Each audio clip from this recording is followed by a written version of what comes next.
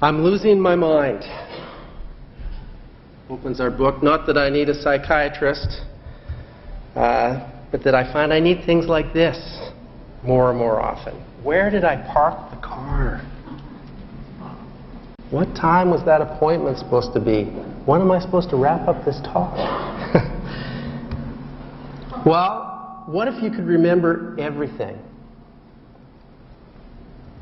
Everything you've ever read, everything you've ever seen, everything you've ever heard, and much more that we're not used to thinking of as parts of our memory. Your location, the temperature, the humidity outside, the light level, acceleration in a world full of sensors.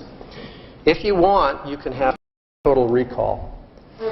As much or as little as you like, but certainly much more than ever before. Starting now and building over the next 10 years on 3 streams of technology. The first is recording and sensors, and already the portable digital cameras that we have and our cell phones that can take pictures and record sound and sometimes even location and so on have already unleashed the beginning of this trend, along with scanners that let us get rid of our paper. This is going to multiply to recording everything that goes on in our computers and throughout our world. Miniaturized sensors are going to abound, and we're going to instrument just about everything that can be instrumented. Storage, cheap and abundant. Part of our inspiration here was realizing how hard it would be to fill up the kind of storage that we're going to come up with. And then the software that lets us recall all of those bits. Lets us search for things, do data mining and discover trends, and then visualize it and try and make sense out of it.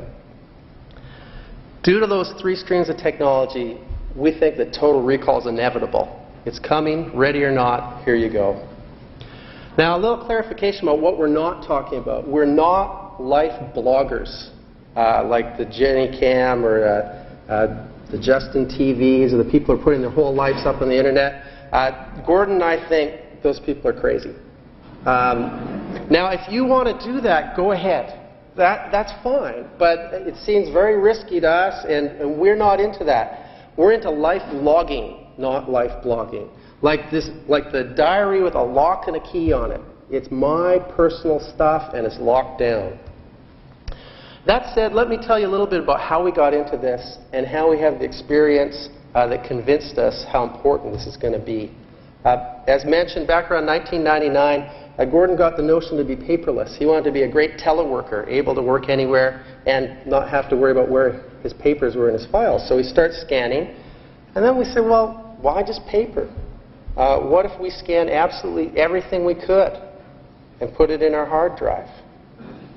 So he started taking this on as a goal, pulling down posters and paintings off the wall and scanning them.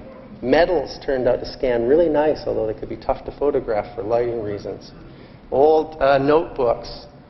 There's the Vax memo is one of the pieces of paper that went in where he proposes the Vax system. And so he built up this huge collection of stuff, and then we said, well, you got it. Now what can you do with it? Can you find any of that stuff? Can you organize that much? Once you find it, will you know what the thing is? I mean, he brought up some photos and said, oh, there's a photo. I have no idea what it's a photo of. Once you found it once, can you find it again? So finally, Gordon came to me about 2001. He says, it's all just a bunch of bits. I can't do anything with this. And that's when I got involved, saying, well, maybe we need to write some software for this.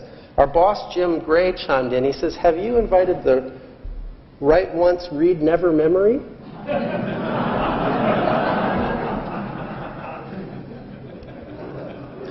So we started building software, putting everything into a database. And My Life Bits, which is really a suite of software, bringing in files, allowing you to make comments on things, recording every web page that we see, our chat sessions, our email, recording Gordon's telephone calls, so if you phone his office, you hear a recording, so that we don't break the law. TV, radio, screensavers that let you rate and make comments on it, GPS trails, logging everything that goes through our computer, everything we could. And then Lindsay Williams in our Cambridge lab invented something called the SenseCam. I'm wearing one right now. It's an automatic camera tries to take pictures at good times. So if the light level, it detects the light level, if that changes abruptly, it figures, well, maybe you've walked through the threshold of a doorway, you're in a new room, time to take a picture. If the passive infrared detector, the little bubble on the front, detects a warm body, it says, oh, you might have a friend around, let's take their picture. If the accelerometers tell that it's jiggling, it says, hold on, let's wait and not take a blurry picture. With SenseCam, you snap a lot of pictures in a hurry. Here's someone's day in Cambridge, England, and you saw earlier Gordon walking around, I think down near Monterey, if I'm not mistaken.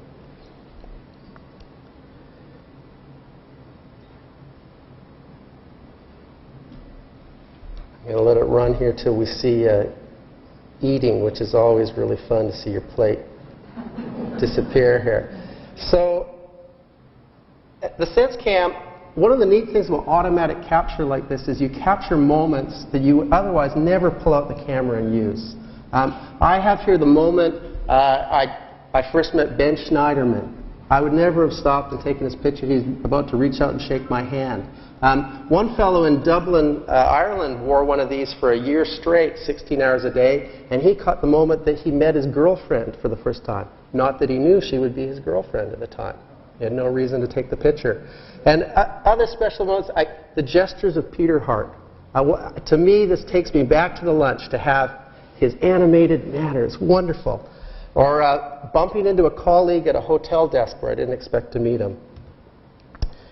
Capturing every step, where you've been, the story of your travels, recording meetings. Here's the story of what's going on my computer. How much time am I spending in different applications, and how much time on the computer in different hours, and getting a handle on that. My Life Bits isn't a product, it was just a proof of concept. I'm happy to say that we also got a lot of colleagues doing research on this. And so what we talk about isn't just based on My Life Bits, but about some really wonderful work that we like to boast about that others have done. We had 14 universities that we funded and many, many others who joined us in our Carpe workshop. And through that, we've seen and experienced enough to see where we're headed to and know we really want it. I don't have time to talk about all the benefits of total recall. You have to read the book for that. But I want to touch on just a few tonight on memory and health, life and afterlife. But I'll just mention with this picture here, one is the decluttering of your life. We didn't realize this, but once you start scanning everything and digitizing it and getting rid of stuff, it's a wonderful feeling. Gordon calls it the feng shui of digital life. Let's talk about memory. Human memory is plagued by all kinds of problems, from that I can't remember where I parked to not heading to the grocery store to pick up eggs and coming home with something else, and revising our memories over time. And of course, the electronic memories are just cold and cruel and digital and exacting. And it feels a lot different. Here's looking through part of your life, the visualization that comes from Mary Cherwinski's team, and saying, well, let's look at what was going on last year. And it reformats to show you what you have for that. And, well, how about, let's look by location. Last year in Florida. What do we have there? And then, once we see what's going on in Florida, dropping that restriction and saying, well, let's just look at Florida in general, not just last year in Florida. It's a real difference from human memory. Here's a shot of the same UI shown on 18 LCD screens. And this is the kind of thing that it's kind of mind-blowing when it's your stuff. I know you look at it here and it might be a little abstract, but Gordon, the first time we brought this up, I think he stood in front of it for about 10 minutes, just kind of, wow, you know, there's my life laid out. Trying to remember things in a system like this, you know, I wanted to find some email. I knew that we'd had a discussion in email about storage, and that guy said that really cool thing. That's what I was after. So try searching for that. But when you've got all the different attributes available, I searched for storage. For the storage thread, I got 5,000 different emails. But when I went in and I looked at the email and I looked at who had sent it, and I sorted it by the frequency of who it's coming from, most of it was myself and Gordon and Jim Gray And it's quick to go down to the guy who did it and narrow it down to 20 things to sift. We kind of sift our way through our memories like that. If you have a record of all your phone calls, then you can do things like, let's say Gordon's talking to his real estate agent. He was selling his house at one point, and the real estate agent says, oh, they're on the phone. Look at this comparable property. Here's the website. And he looks it up, and they talk about it together. And then, say a month later, Gordon wants to look at that again. What's he going to search for? Real estate? House? Wouldn't be helpful at all. But he remembers who his real estate agent is, and if he goes and looks up phone calls with her and says, well, what happened at the same time as the phone call, then he can get back to the things that happened at the same time, and there's the web page, which, by the way, is no longer on the web anymore because the property's sold, but he has a copy of it forever. How about health? I was with Gordon after some bypass surgery, and the doctor came in and said, oh, let's see how you're doing, Gordon. And he looked at his chest, and he goes, oh, yeah, okay. Yeah, I think it's looking better. Okay, you look good to discharge by the weekend. And he left, and Gordon laughed, and he said, I said, what's that all about? And he said, well, I want to go home for my birthday this weekend, but I have this strange rash, and they're worried about an infection, and so if it doesn't get better, they won't let me go home. I said, oh, it's good. The doc says it's looking better. He said, yeah, but it's not. I said, well, how do you know? He says, well, I've been taking a picture of it every day with my digital camera. And I've been comparing it, and I know it's not getting any better at all. But he thinks so good. So he went home and enjoyed his birthday. And fortunately, it turned out not to be a serious infection or anything like that, so he got away with it. But that shows how a lot of our health is just subjective. It's qualitative. We want it more quantitative. And what's going on right now with health records, with paper-based health records, one study found that even though they had the patient's chart 95% of the time, 81% of return visits had problems with missing information. RAND estimated the U.S. could save $77 billion each year with the electronic health records. And others have estimated we might be able to save 100,000 lives. We believe in health records by the individual for the individual. We think that you are the center of the universe of your health records. They belong to you. And so far, it's just been impractical to deal with them. But let's get a hold of them. And Gordon has worked on this. He's gotten all his health records and digitized them. And when you think about when he had to go to hospitals and to different GPs and specialists and labs, I mean, they're strewn all over the place in many different formats. But once you bring them together, you get a lot of value out of it. And he actually, is it okay if I mention going to the hospital last week? He ended up in the hospital last week, in a strange hospital, and that he'd never been to before. And they wanted to run a test on him, and they nearly ran a test using something that he's allergic to. And fortunately, Sheridan remembered, said, uh-oh, don't do that. And Gordon said, oh, I had all that stuff on my USB stick. And he says, maybe I should have brought it. He says, on the other hand, I've got everything on my USB stick. So we're learning about what are the kind of the top 5 things you need to have really handy in your health records when you go to see the doc. This is a My Health Bits interface that the University of Pittsburgh did, trying to work with that. So once we have all our records digitized and they're ours and we're ready to go, and it helps us get second opinions and shop around doctors, now let's go even further. How about automatically tracking more of our health? Already here's stuff that Philips sells today, where you can, in the home, stand on a scale that will record your weight. You can have a blood pressure cuff that will wirelessly transmit to the base station, and this can also go out to your doctor. And the lady there is doing a blood oxygen level, I think, and there's several others. Going further, we can wear stuff all the time. Gordon and I are both wearing one of these body bugs right now that's tracking a whole bunch of heat flux and a number of things, knows the calories that we're burning. And eventually, we're going to get into smart fabrics where it's just in the clothes that we wear. It'll just be naturally put on the shirt, and it's going to track the calories that you burn and your heart rate and so on. And going even further, there's some stuff you can only find out from inside your body. Eventually, we'll have in-body sensors that'll tell us all kinds of things. So here's a camera that you swallow, and a nanobot, and a wireless pressure sensor and an aneurysm sac. So measuring the pressure and then wirelessly telling the outside what's going on. So the payoff for health e-memories, First of all is what I mentioned before, quantitative instead of qualitative. Instead of going in the doctor and, gee, I think I started feeling crummy on Wednesday, maybe. How long have I had that fever? Not quite sure, a couple of days. No, you're going to go in, hey, look, here's the graph of my temperature. And here's my blood pressure daily for the last year, with hard data to work with.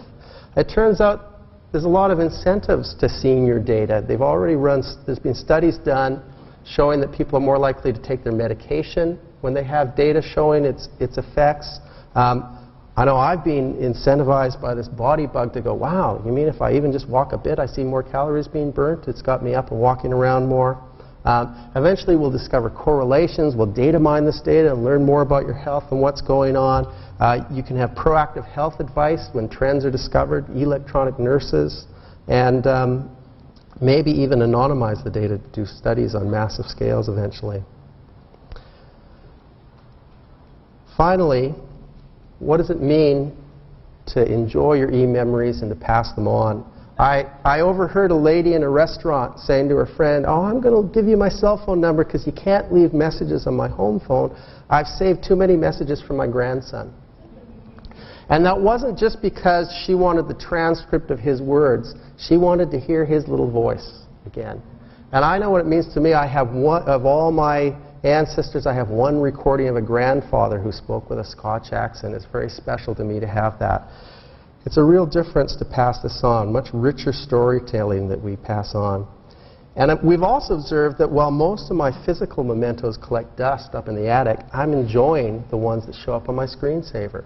At first people think, oh, you're kind of callous and hard, you don't care about your mementos. But no, actually, I'm enjoying mine a lot more because they're digitized. And here, just by the nature of what they're like, I just want to show you a couple of things here. This is from Gordon's timeline, and we brought this up, pictures of his son. And down at the bottom here, you'll see this is sort of an upside-down histogram showing the frequency of pictures. Didn't mean anything to me. Gordon immediately said, oh, yeah, that's when Brigham went off to school, and here you can see these family visits, and here's the point where he has children, so grandkids, I take lots of pictures. Even the data, the frequency of the data tells a story to Gordon. Pictures and location are so powerful. This is a trip of mine to Los Angeles. Normally this would have been labeled pictures of Los Angeles, and maybe I'd share it with someone, but I was wearing carrying around a GPS, and so the pink is everywhere I went. The dots on the map show pictures I took, so here we are down at the beach and going back up to the hotel, and we can pick a particular trip within the larger trip and animate how we drove back from the beach. And I got back home from this weekend and said, wow, there's the story of my trip. I also had a calendar with all the events that I was going to, taking the kids to some sporting events. I thought, this is amazing. I could just kind of package this up, send it to my mom, and she'd know what the grandkids are doing, and no work for me. Good deal. And so, in fact, we had an intern work on that, automatic blogs based on our data. And going even a little further, this SenseCam can easily snap a couple of thousand photos a day. Trying to automatically do something with that, some wonderful work at Dublin City University says take the thousands of pictures in a day of the SenseCam and segment them and summarize, do face detection and look for similar clothing, look at differences in accelerometers and GPSs, and all this with the goal of finding what's novel. So every day I eat breakfast at home. Boring. But the one day I go out for breakfast to someone's special, unusual place, interesting. And they take the stuff that's more novel and show it as big and show the other stuff as little. And if you put your mouse over any of these in their interface, it'll give you that stop motion kind of video play of what's going on. And so you get this nice little summarization of your day. Now that's a great story to pass on, but we can go even further. What about coming a little bit closer to true digital immortality? I once shared lunch with Ed Feigenbaum, and he told me, you know, when we started working on expert systems, we thought the picture would look like this. Oh, we got our logic component, we got our data component, and we'll do some really smart stuff. But he said after a lot of experience, we learned that the picture looks more like this. That really what we want is lots and lots and lots of data, and we don't really need that much logic. Well, lots and lots and lots of data are us. We're bringing it to you. Here's this amazing corpus of a life. And the people at mycybertwin.com took the transcripts of the Simpsons shows, and they're able to simulate a little chat with Bart Simpson that's pretty good. He can ask about his dad, and you can tell you that he's saving stuff for a brainy day. And if you ask about a pet, he'll say, "Who needs a pet when I have Homer?" Actually, I have a dog too. I mean, it does a pretty good job, but you know what? The transcripts of the Simpsons are nothing compared to your life bits. And we think you'll be able to do an amazing job of simulating a person at the end of their life if you capture all of it. Total recall will be a revolution to our society and our culture. It'll be very significant. It's going to change what it's like to have this kind of fidelity of recording your life. Is unlike anything we've experienced before. We talk about the time before literacy as prehistory. It almost doesn't count. Well, soon we're going to talk about pre-total recall. Those pathetic lives that just had some shoe boxes and a few records. The e-memory revolution is going to change everything. Thank you. And now we're going to ask John and Gordon to join us back up here.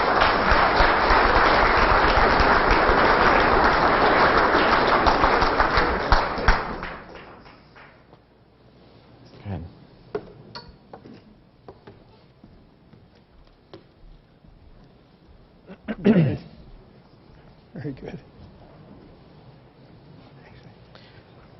Thank you, Jim. Thanks, Gordon. And I just want to remind everyone you've got question cards in your seats. So please be sure and use your pencils, fill out your question cards, and we'll be doing question and answers in a few minutes. But I've got questions. I'm sure people have lots and lots of questions about this. So Gordon, I'm going to go back to the beginning when you first started this. Was your objective to take everything that you had up to that point and digitize it? Were you really thinking about the future and thinking about your life from that point on? No, actually, it was probably the only research I've ever done, which was I was just out playing, and I had a boss, Jim Gray, that let me do that, and I started out with Raj Reddy asking to scan all the books I had written, and I said, sure, if we get in trouble, why? Microsoft's got a lot of lawyers, and we can get out of, out of the problem. But that kind of stimulated the idea of getting rid of all the banker boxes of business plans and old notes and things that I had had from digital and other places. And so it started kind of from a paperless standpoint, and then evolved into, well, let me get rid of more and more, and then it was like everything, and we started recalling Bill Gates' comment about someday you will be able to record everything you see and hear, and that was from a 1995 book, and those were kind of words that started it, and then so I did that for until I thought I was done in 2001. I had most of the stuff scanned and CDs ripped and all the old movies, VHS movies encoded. And at that point, that was a point when I knew how much it cost to do it, but then I couldn't find anything. And I tried to buy a couple companies, but Microsoft didn't want to buy them, and so we ended up continuing and convincing Jim and to go on with that. And at what point did you realize this is a great tool for the future now? I can really begin to do things that maybe you hadn't even thought of at that point. I think that just kept going all the time. The more things that opened up. I mean, we were doing it. Roger Luder, who we worked with on this, came in one day and said, "Oh, last night I decided to capture all of the web pages that you ever visit, not just the URLs, but in fact the pages, so you could get them." And so it was kind of really research. We just kept finding nooks and crannies, and then these sense cams. Jim's got one, and we've got another one out there. That one was a great find because that allowed us to do all this capture, or audio, picture capture. So it just kept going, and as it points out, continues to go. As you get better pacemakers. My new pacemaker doesn't have an output, an easy output, but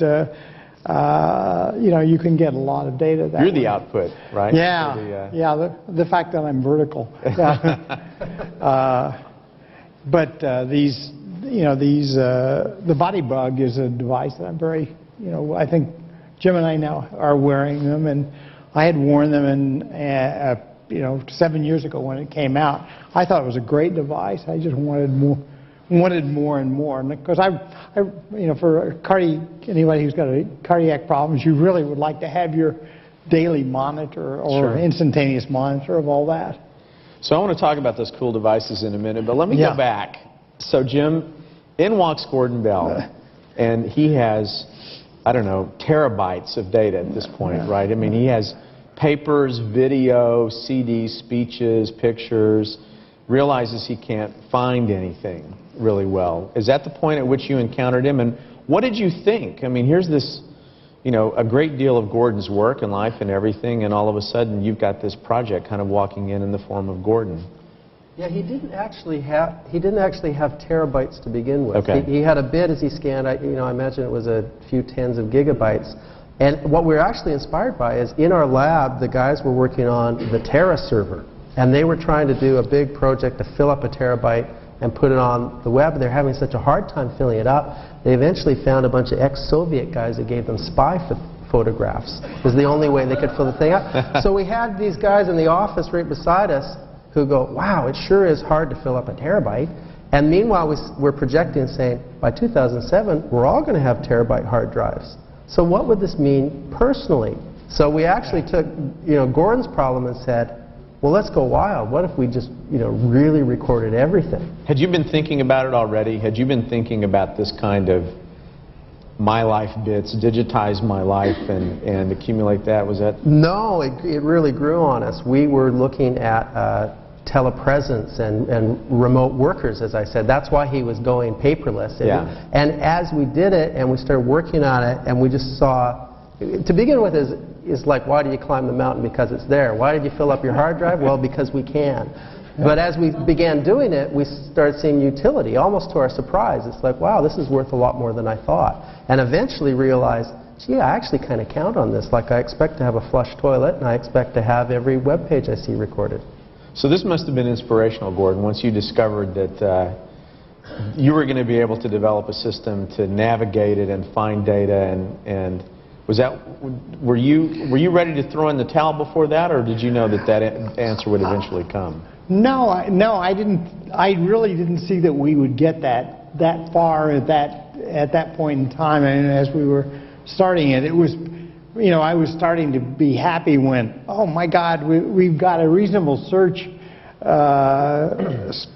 way to search your local, your PC or your local machine. And then I'd say we went off for maybe a year or two, or I went off for a year or two. I don't think Jim just put the tool for me to go off in the space of the library world of trying to look at different ways of organizing stuff. And because I'm fundamentally a taxonomist. I mean, if anybody who knows Bell and Newell and all those early textbooks, and in fact the museum's schema for artifacts, those things were very important to me to be able to structure all that stuff. So it was natural. I wanted to structure all this information about my life. So I probably spent I had 5,000 fish photographs. So, lots of different fish are nice things to organize. Lots of I had all these computer images, great things to organize. And realized after about 2 years, like, you can't do this with your life. It's too, you'll spend all of your life or a little bit longer than your life organizing your life. And so, and along this, particularly along all of this, why it was a matter of, gee, no, I'm an engineer. I'm not going to spend that amount of time, if I get no benefit from all of this? And no one is really going to spend this amount of time organizing their life. And so it was, there's a magical program out there somewhere that will take all of this stuff and make taxonomies and schemas for it, but that's research yet to do. Probably some of the most interesting research that you could do.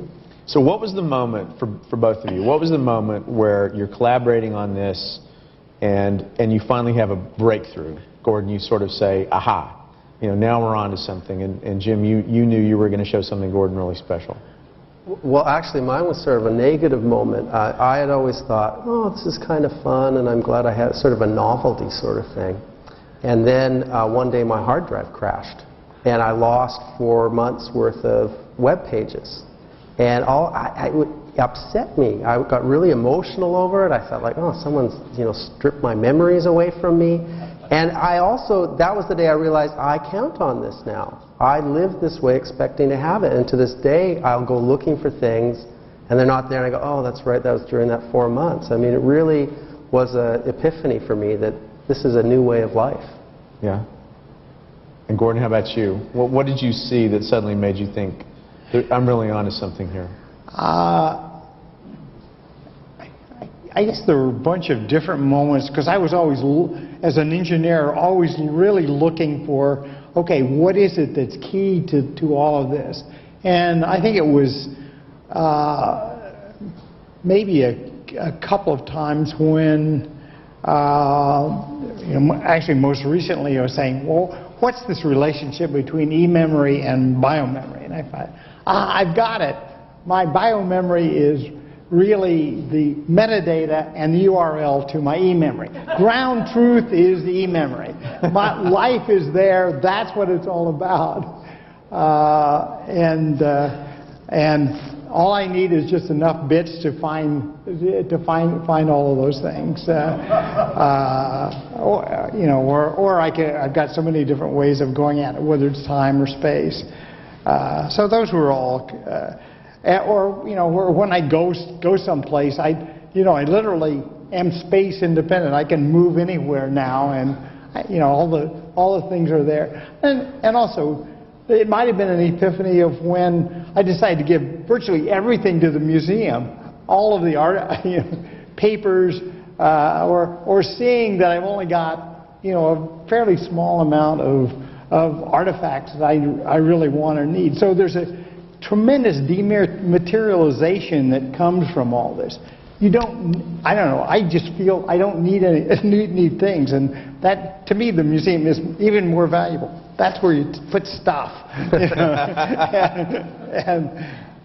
But it's also why I think the museum has to be allotted.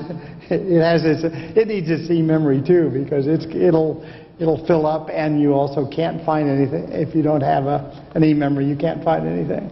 Did you ever encounter a memory or something that you were calling up in the form of data and think to yourself, well, I liked the memory better. I like the way it was in my head a lot better than I like the thing I'm calling up now and sort of seeing as it actually occurred?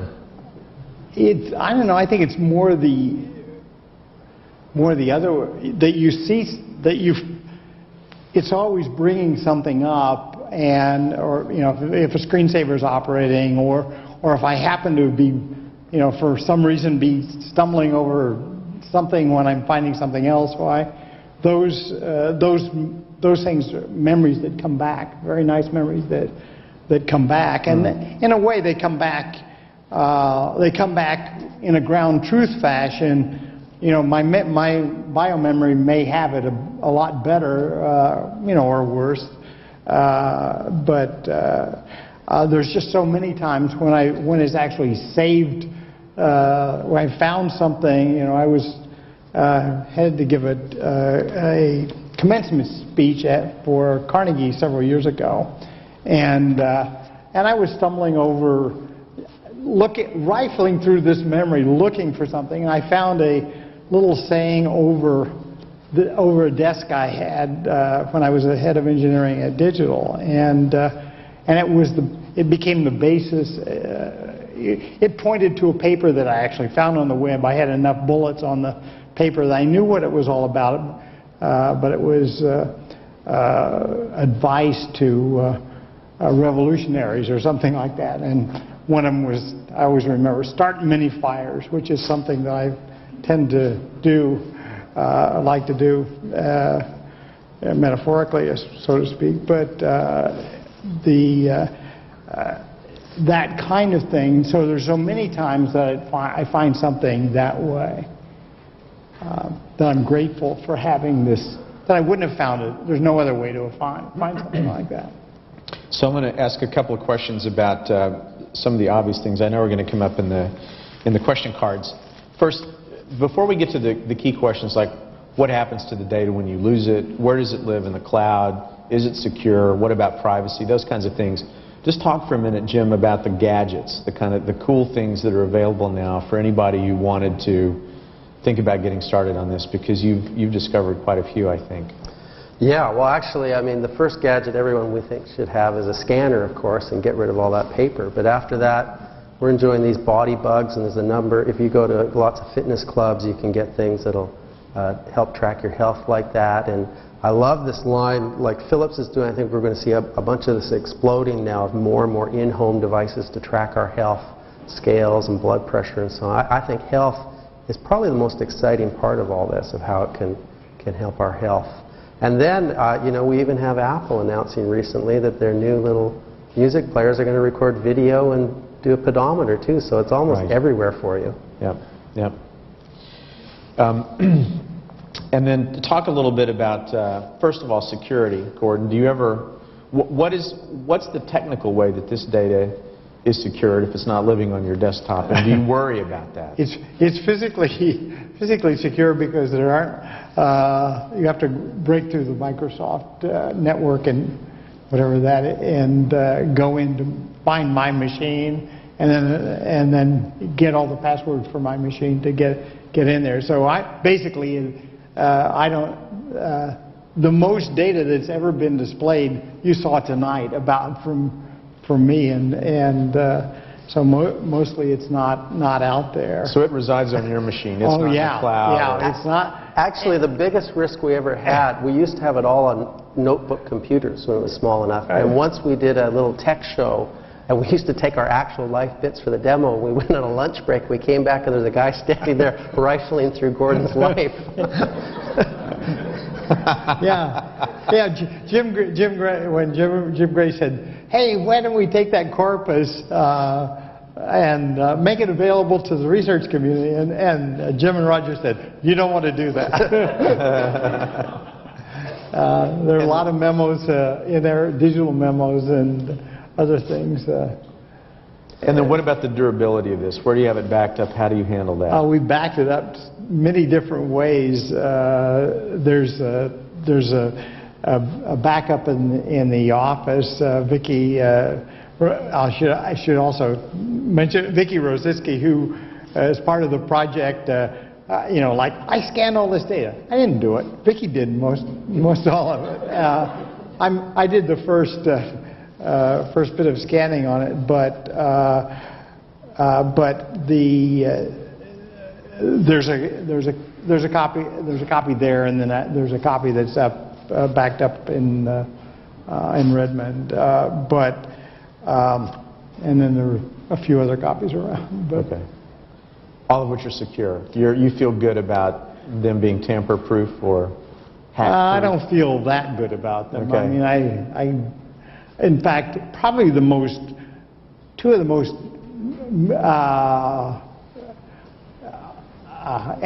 interesting episodes were when I walked through security at Dulles, went into was about to board the plane, and discovered I had left my my life bits, the whole shebang, in the security checkpoint. You know, now who would ever leave their computer in a checkpoint in TSA security? Well, about 100,000 people do that every year, and so I was merely one of them. And boy, was I glad to pay a couple $100 to get that machine back the next day.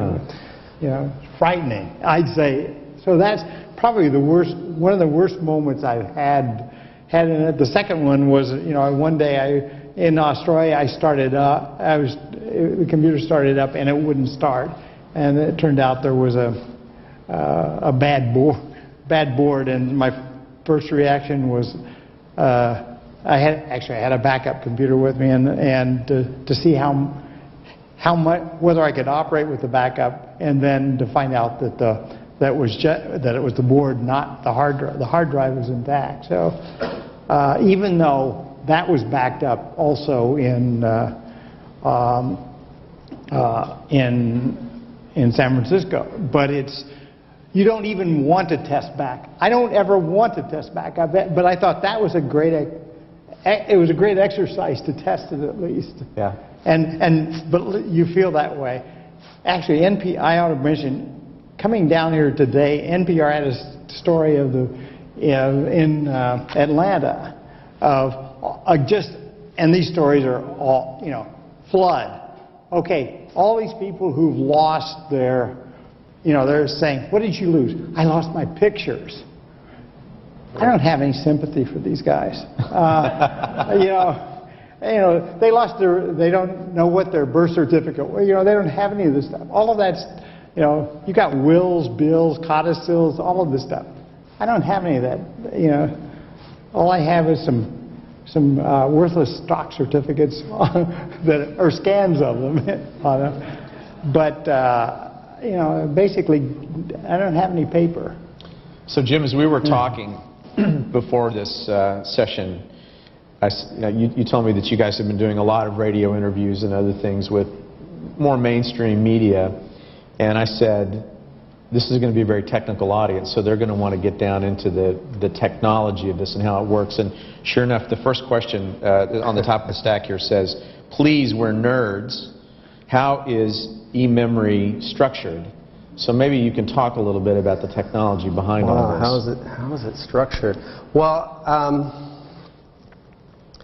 there's a certain level at which we discovered you don't want to structure it, a lot of it. As Gordon mentioned, you don't have the time in your life to structure everything. So what structure there is, and this is fascinating, we're used to files and folders and this kind of hierarchical structure. And when Gordon got on his binge of organizing things, we went crazy and tried to enable kind of everything we could. And it was kind of like tags, but they could do hierarchies too, and we had links between things, but amazingly, what happened is, being in a database, just having attributes of things. I mean, I was astonished by how many of my folders had to do with time and place. And if you had the time and place attributes on your stuff, all those folders go away. And so I thought, when we got all these tools, I'm going to build this grand scheme of organizing everything. Actually, it shrunk. And when you have the data available, and that's why it's so key to be recording everything, so that you have these little memory hooks of, okay, I want to find the document that I wrote on that day that was really hot last year, or I want to find that picture that I took when I was at this place, or things like that. So the biggest thing is to have all the attributes available. And then, don't get me wrong, hierarchies will never go away, organization will never go away, but what happens is we organize really a small part of our lives. And for instance, our web pages are just a gigantic bucket that we can look up by text and by date, and a few of them we flag and organize, but it's a tiny amount. Well, we ought to point out that all of the metadata is in SQL, and that there's a very elaborate collection, a very nice structure that allows you to build all of these things. But I went off and built a bunch, and I found, after I built them, they were very lovely, but it took forever to build them. I mean, because basically I operated as a taxonomist and a librarian for a year or two, trying to do it, and I loved them, but and we thought there would be schema and taxonomies that you'd sell, and people would be trading those, and we're not there yet. I mean, the people who are in the semantic web business, I think that that's the way the world's going to go. I'm not, I would bet at least a few people here from Google would say, no, it's not going to go that way at all. But So I think there's the librarian over here, and let me put the unstructured data over here, and these are, and so we love the librarians, but they're diminishing in number, and there's not enough time. There's too much information and not enough time to deal with all the information in the library. Right. Although there's interesting automatic classifications, and for instance, for us, the hassle of saying this is a bill, this is a dental bill, and so on. I think in the future, my bill will come in XML. It'll be marked up as a bill from a dentist. There won't be work to taxonomize a lot of stuff too. So there's still room for it. And I enumerated the number of data types, and there are I think I got up to about 200 different things that you would identify. A greeting card, a grade card, a business card, things that had either distinguished by the content or by the format or size that you'd like to be able to retrieve by, and you'd like a program to, anytime those things are identified, you'd like to have those known by the system. Is there anything that you're using or that you foresee that in 50 or 75 years, when your great-great-granddaughter wants to call up this data and learn about you and explore your life bits, that you feel quite certain she'll be able to do that? Oh, I would think so. That I think all of the thing, even no matter how I structure it or if I don't structure it at all, I think there's enough metadata in there for them to ask a bunch of questions, and that data can be organized, will be organized automatically. And I mean, I do have that kind of faith in computing that it'll be there. Right. Jim, do you think you see that out there on the horizon? Oh yeah, especially, it's actually much harder for Gordon's corpus because there's so much that was old and was scanned. That's so different from a couple of years from now, where every picture we take is going to have GPS, is going to have the location and the time already. That's so easy to cross-reference to your calendar and see what you were up to. I mean, your story will be much more readily available than Gordon's Just Bits collection. And the people are recognized too. Yeah. So I mean, we're there basically. I mean, with facial recognition. And facial recognition of photographs. That's today, really. How much, obviously, working up the system was as much effort as it was to collect and save it all, Gordon, but when you think specifically about the time it took to collect and save it, how much time and effort was that, and how much time do you spend sorting through it? First, it's hard to, we've never really put in 2001 we were scanning all that, we put some cost data on it, but that cost data varies all the time. It's still, to make a really good scan, we just scanned, had a scanning service scan 100 of those, what I consider those beautiful museum posters. The particular ones I wanted were the 20 that we had of the 20 pioneers that we did in 1980, 88 or so, or 1978 when we started the museum, and so those were scanned, and they cost $1 a piece to make a really good high-res PDF of that, and the number, it was a few years ago, it was about 10 cents a page to scan, and that's going down all the time too. So there's some expense involved in this, ongoing expense.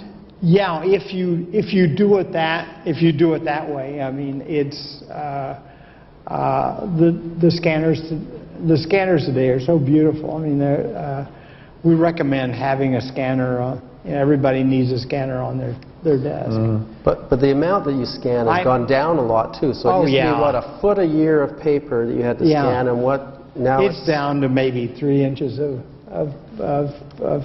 whether it's letters or something. Yeah, more and more is born digital. Mostly grandchildren's drawings or something. like that, or it'll be, and very often in Sydney I don't even have a scanner. I photograph. I use a camera just to photograph if it's a bill or. I mean, the biggest problem are some of the bureaucracies of I need a copy of this, this bill or something. I haven't gotten it that across to all the bureaucracies yet that it's okay to have a scan of a bill versus the bill. So here's one for both of you. Since your friend Peter Hart was in the film, he's autographed this, hoping I would ask it, Jim. So, nice pictures of you, though. Peter. What's the most noteworthy, in quotes, unexpected or interesting or useful recall that you've experienced from My Life Bits? Well, I think it's hard to come up with one, because it's a whole bunch of little ones all the time. Like looking at the GPS trail of a trip I took and saying, oh, that must be an error in the GPS, it's going off the road here, and then zooming in and going, no, it's not, and the memory's flooding back, oh, that's right, we made that stop there, it all comes back, something that was lost to my memory, or, having long conversations with people in email and hitting a point in the relationship and discovering by looking back over it, oh, this is a trend that was building and gaining insight. There's many, many little things that come to help out. Not to mention, it seems like I get asked every second week by some sports team who says, we don't have your child's birth certificate, which is not true. I gave it to you 3 times already, but you know what? No problem. I can look that up and email it to you and I'm done. Gordon, how about you? I'd almost say it's the negative experience of going into an emergency room, a new emergency room the other night, and having too much information and thinking. And then as I left vertically, I asked the EMR guy. I said, "Okay, what do you want when I walk in? If I ever come in, if I ever have to see you again, what do you want me to bring in?" And so those are things that now have to go into. Now that can go in products. We can really put that in. That should be in the top. What I would call the top 5 in Health Vault. Yeah. Because I've got a lot of stuff in Health Vault, but I didn't have the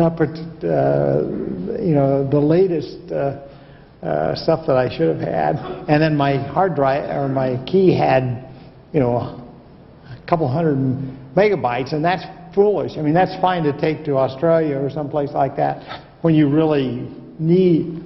Somebody's got time to look through something. I mean, it's chronological, but still, there's just too much stuff there.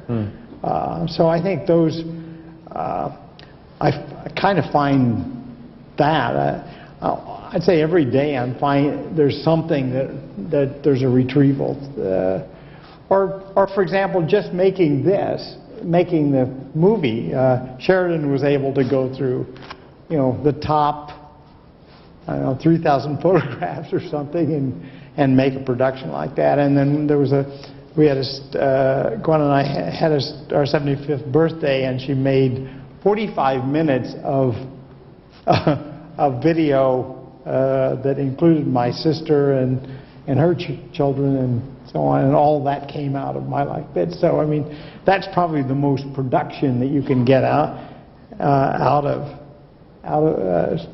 And I think from carrying stuff forward, the big need is sort of being able to produce something. One of our early programs was interactive story by query. So the creation of stories, I think, is the big gap that we think about, for immortality or for going forward, or just for day-to-day people, as opposed to, gee, I've got to find an email proving that I paid this bill or something like that. Because that always happens. Yeah, no, here it is, I paid the bill, here's the record of it. So you settle virtually all your disputes almost instantaneously. Defeating the bureaucrats. Right. Now, so we have a lot more philosophical questions here, actually, than we do technical questions. And one of them is, there's a theory that you talk about in the book, which is that by spending less time on memory or maybe worrying about not being able to recall things. You have more time and more brain energy for things like creativity and innovation and learning. Have you found that to be true? Yeah, well, it's not necessarily less time for your memory. Part of it is the chores that we used to go through to recall things. And so in the book we contrast the old days of going to the library and looking up a few articles and getting a few citations and coming back and writing whatever you're writing about, and saying now we've got the internet, we bring things in, and if you have a copy of everything you've ever seen, the next time you want to talk about the subject, you spend much less time recalling all of that. Oh, let's bring together everything I ever knew about this topic, and I've got that in a very short amount of time. And now I'm free I can spend much more time on my new and creative thought because I have all my old stuff at my fingertips. Yeah, I think there's a lot less worry time. And in fact, I almost regard if I don't get it on the computer somehow, it will be forgotten, and putting it on a scrap of paper for very long is death. I mean, I won't be able to find that. And then almost any kind of remembering you need to do, that phone number or that number you will need that some other time. So I find that there's a very long tail where you only use it twice, but it's worth having there. Another example, I have a long commute to work, and ideas occur to me, and it used to be I'd forget half of them on the way. Or I'd sit there working okay, don't forget it, what are those 3 things I'm thinking? And now I use a product called Recall, and I dial my phone, and it says Recall, and I say I want to add something, and I make a note of what I just thought of. I get it as an email with the transcription of what I said and the audio recording. It's not lost. And now I can keep thinking however creatively, I can keep brainstorming and not lose that, oh yeah, remember to do this thing, or even the thoughts about what I'm brainstorming. Yeah, I think that's really one of the purposes of the book was actually to stimulate all of that. I mean, because we are seeing several tools there, the pen LiveScribe that remembers everything it's ever written and or heard. It hears and then Evernote that is basically a cell phone based device for photographing and for memory and recall. So here are three products now that are out there that are doing the kind of thing that are working on the various edges that we advocate. So we're feeling pretty good about that. This is not not just a research project or it's just a trend in evolution, because sometimes we just look at it. Look, this is inevitable. It's going to happen, and we're just watching it and just observe it. We're observers as it's evolving. Someone was, I think, stimulated by your mention of my cyber twin and the possibility of you being a simulated Gordon Bell out there in the future that someone can converse with based on all this data. Are you actively working on this? I'm actually doing that. Okay. And I don't know. I think I'm Gordon Bell. If you go to my cyber twin, one word. I can't remember what my password, or not my password, my name. I can't remember that at all. But I think I'm Gordon Bell. If you go there, you can talk to it a little bit. I've put in several hundred questions. It's a little bit clunky to put stuff in, but it knows how many bits are. It has some of the facts about about total recall. And I wanted just to hammer away at that over the years and make it know everything I know. Where do the answers come from? Right here. Yeah. And how are they digitized? No, I mean, right now it's manual, but in fact, my cyber twin folks want to read the book and put all of that in there and to get it. That's what it's got to be able to do. So it really has to read the book, and that's. Well, we really want to give them your hard drive. Yeah. Right. I'd be happy right now just to deal with the book and then the hard drive, then they can go after that too. Yeah. But I think that can be done. I really, I don't see any reason why it can't read my hard drive and anybody can have a conversation with that. To the extent I let it go into these nooks and crannies. Yeah. So, Jim, is memory like a muscle? Will we lose it if we stop using it and sort of use these surrogates for it? Yeah, that's a great question. I hear that a lot. We're certainly going to use our memories differently. It's interesting, this conversation has gone on ever since writing was invented. And apparently Plato was concerned that if we wrote things down, that would be disastrous for our memories, which ironically we know because it was written down. And,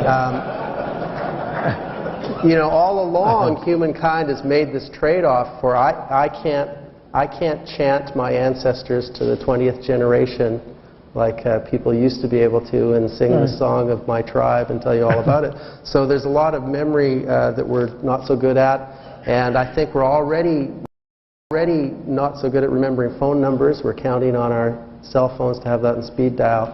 But on the other hand, I don't know, my brain is still crammed full and I'm just remembering different stuff. So it is a muscle and we do have to use it. I don't see any end to that. We're just going to be memorizing other things when we're freed up from a lot of stuff. You know, anything that's good enough if you can look it up in 5 seconds, which is probably what most of these facts and formulas and stuff will be able to do. Okay, that's fine, but there's other things we like on the tip of our tongues, and we're going to keep memorizing them. Do either of you ever find yourselves trying to inhibit things you don't want to remember?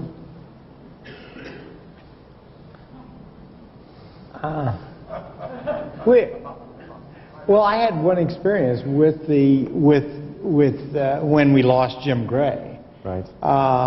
You know, it was very painful to see any photographs come up. And so I kind of left the room there, or turned it off. But after a while, I passed through that period of mourning, and that became now those photographs are very pleasant, have very pleasant memories for me. Uh-huh. Yeah. Jim, how about you? Bittersweet memories. Yeah, exactly. Yeah, I think similar kind of thing with pictures of Gray, Jim Gray particular, strike you that way. But I guess there's the other part of that question. There's things that do you want to avoid recording? Yeah, I mean that happens, and usually you know, we get requests from people saying, "Hey, don't record this," and that's fine. You know, part of this, I think. We're not saying you ought to record everything in your life or you ought to roll video 24/7. We're saying you'll be able to. And it turns out that there's a lot of benefits to recording more. And you know, some people are going to go crazy and record 24/7. Other people will try to avoid it. But I actually think that even the people who think they're avoiding this will record way more than we've ever recorded before. We actually do advocate don't delete. And that's mainly, you know, people say, I've got so many mail messages, I've got to delete those. I said, don't delete those mail messages, because you never know when you're looking for an address or somebody's name and it was something 3 years ago and you'll find it there, because it's not really doing any harm. That really doesn't take up that much space. I mean, mail, you know, all of your mail together, I mean, I've got maybe 10 gigabytes of mail, or only a couple 100,000 mail messages. Now, a lot of people here, that's a tiny amount of mail, but it's still not that much. Yeah, but you don't want to delete that stuff, because all of that traffic, that represents most of what goes on. And by the way, and I advocate that for corporations too. Which is absolutely not what that flies in the face of all the lawyers here. Absolutely. Because I think you win more than you lose on being able to remember that, or I'm counting on being able to win more than I lose in terms of that happened that way. See, you get all this great billing data on the internet now, and my son, who's a junior in college. I was looking at our cell phone bill the other night, Yeah. right? And it tells out how the number of texts, right? Oh, so yeah. I sent like To who? 63, my wife sent 42, my daughter's like 110. His was 867. Well, that's nothing. A 30-day period. Is he going to want to save all those texts? I know it's nothing. I mean, a lot of people do a lot more people than have that. thousands. I don't think he'd save, on those, I don't think he saves, though. Those are, Yeah. they can't, I don't know, If you SMS. could, but if you could, Yes. actually, You we can- did it. you You can can save do it. it, Yeah, and sure. we were doing it for a while with we had With the stuff to do- SMS, yeah, to yeah. send the SMS. Yeah, absolutely. I think those are, well, think of it, wait a minute, what is Twitter other than, Well, yeah. other than those messages to the stars or something like that? Yeah. Instead of sending it to somebody, you have to just say it. So it's a place to say things where you have no one else to talk to. But you know the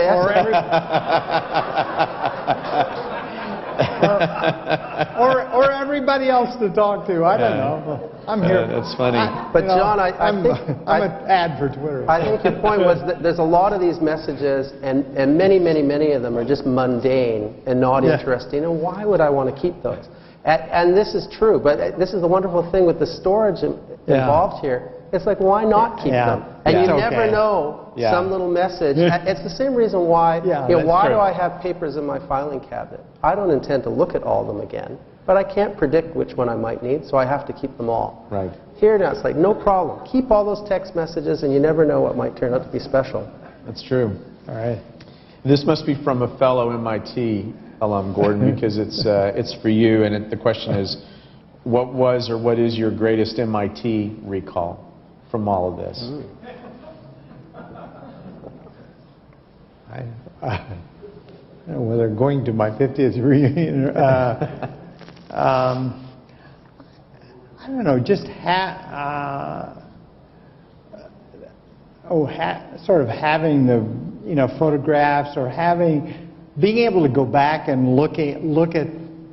It turns out to be the second paper I'd ever written, which turned out to, I was with the right.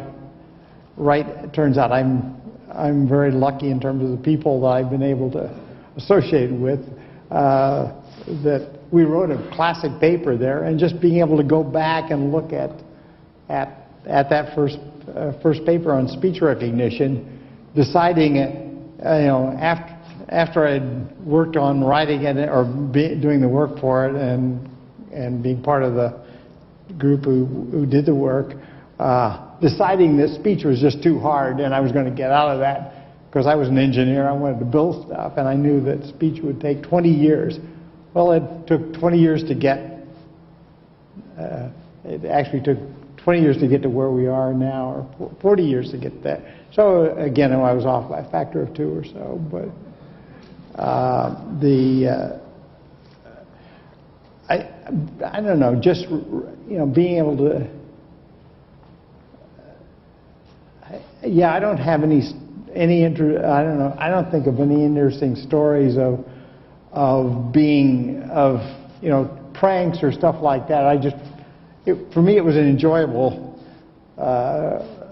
experience. And now, when I go back, I'd look at all these kids and I say, "Oh my God, I really am glad I got there when I did, because everybody turned smart after I left," or something. But it was, so I just think, I actually have my thesis in there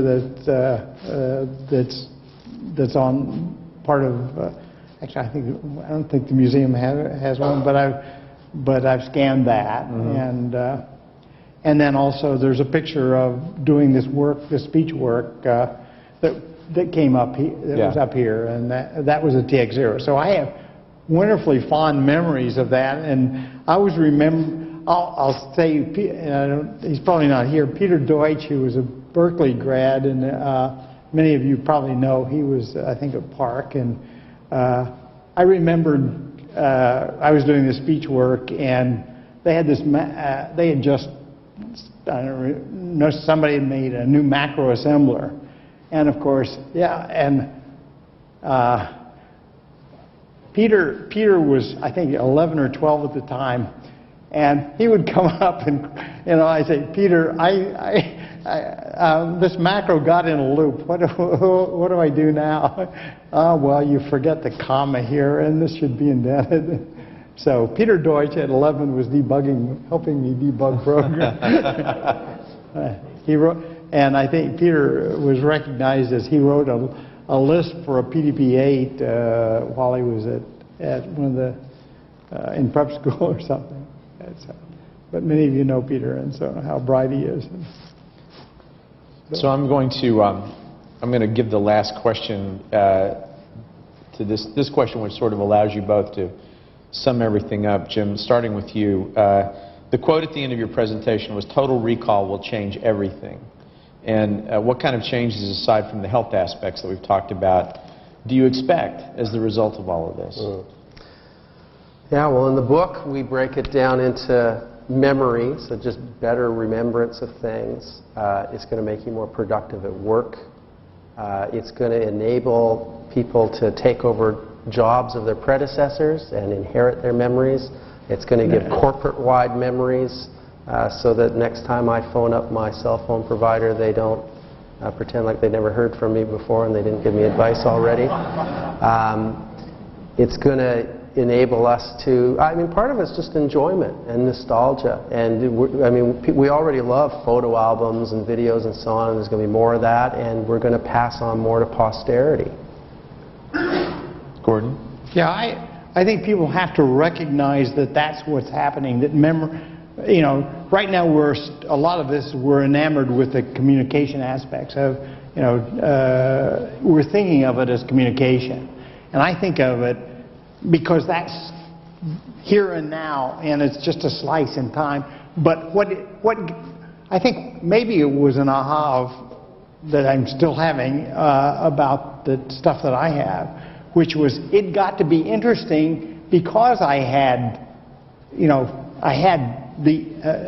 a deed that went back to 1850 or so, or pictures of my parents, scans of pictures of my parents in the early, just before the turn of the 1900s. So that it was when it got interesting for us was having it all there. And then Jim is building the project, got into it and said, I've got to use this too. It's like, I'm not building this for Gordon, I'm building this for the world. And that was a real thing. So you have, we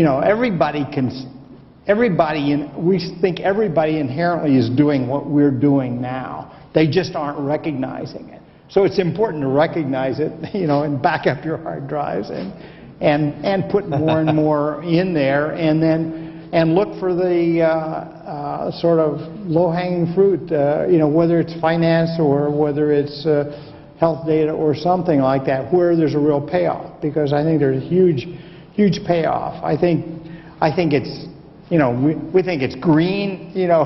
What could be greener than this? Getting rid of paper, not filing stuff. I hardly ever print anything anymore. In fact, my printer is currently broken, and I'm not sure what I'm going to. I think I need to print, but it's.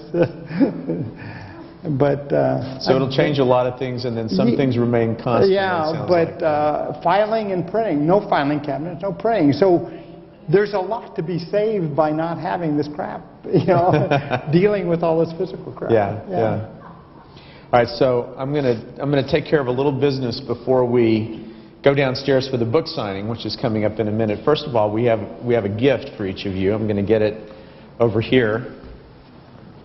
Gordon, I think for you this will look very familiar, but this is a copy of Core Memory. Okay. As if you needed another book and more paper, but I hope you can scan this in. No, we have to scan it. And you too. I think we want to scan this. We will. If you want to rip the spine off of it and scan it in, that's actually fantastic. I'm sure I can get the a lot of it look very familiar to you. Yeah, these are old pictures of old friends in here. Yeah. Second, I want to say thank you to some people.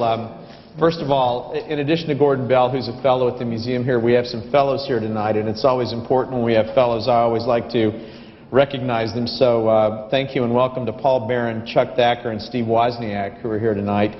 I want to thank Microsoft. Absolutely. I want to thank Microsoft for its generous support tonight, and also Penguin's Dutton Division, which is the publisher of the book and made books available tonight, and for Kepler's, especially because Kepler's is making all of the books available, has donated those to the museum tonight for the book signing downstairs. I want to be sure and welcome C-SPAN, which is here tonight, and remind all of you that this will be one of the book TV broadcasts on C-SPAN, so keep your eye out for the TV listings. Thank you for being here tonight, and most of all, thanks to our guests, Jim Gimmel and Gordon Bell, for being with us. Thanks very much.